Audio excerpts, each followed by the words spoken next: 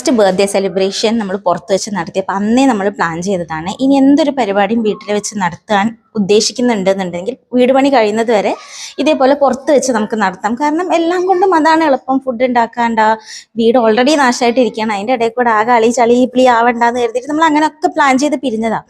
ഇപ്പം നമ്മളൊരു വിരുന്ന് വെക്കുകയാണ്, അതായത് കല്യാണം കഴിഞ്ഞ് പിയാപ്പിളിനെയും പിയോളിനെയും വിരുന്ന് വിളിക്കുകയാണ്. അപ്പം ഇവരെല്ലാവരും കാലം മാറി ഗൈസ്. അവർ പറയുന്നത് അങ്ങനെ പുതുവെണ്ണിനെയും പുതിയാപ്പിളയും വിളിക്കുമ്പോൾ അതങ്ങനെ ഹോട്ടലിൽ വെച്ച് നമ്മൾ വിരുന്ന് കൊടുക്കാൻ പാടില്ല അത്രേ. അതെന്താ, ഹോട്ടലിലായാലും വീട്ടിലായാലും വിരുന്ന് എന്ന് പറയുന്നത് ദ പ്രോസസ് ഓഫ് ഫുഡിങ് തന്നെയല്ലേ. അതിപ്പോൾ ഹോട്ടലിലായാലും വീട്ടിലായാലും നമ്മൾ ഫുഡ് അടിക്കാനല്ലേ വിരുന്നിന് വരുന്നത്. ഓക്കെ, എന്നാൽ ശരി, വീട്ടിൽ വന്ന് നമ്മളെ കൈ കൊണ്ടുണ്ടാക്കിയ ഫുഡ് കൊടുക്കാനാണെങ്കിൽ ഒരു രസമുണ്ട്.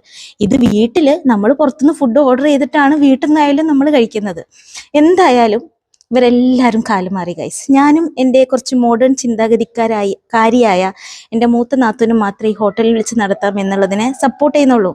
എൻ്റെ പഴഞ്ചൻ ചിന്താഗതിക്കാരനായ എൻ്റെ ഹസ്ബൻഡ് വരെ മോഡേൺ ചിന്താഗതിക്കാരനായ എൻ്റെ ഹസ്ബൻഡ് വരെ അതിനെ എതിർത്തു ഗൈസ്. ഉമ്മ എതിർക്കുന്നത് പിന്നെ പോട്ടേന്ന് വെക്കാം, ഉമ്മ കുറച്ച് ഓൾഡ് ജനറേഷൻ ആണല്ലോ. പക്ഷേ എൻ്റെ കെട്ടിയവൻ വരെ അതിനെ എതിർത്തു. എന്താണ് അതിൻ്റെ പിന്നിലെ കളിയെന്ന് എനിക്ക് മനസ്സിലാവുന്നില്ല. പുറത്തായാലും വീട്ടിലായാലും നമ്മൾ കഴിക്കുന്നത് ഫുഡല്ലേ.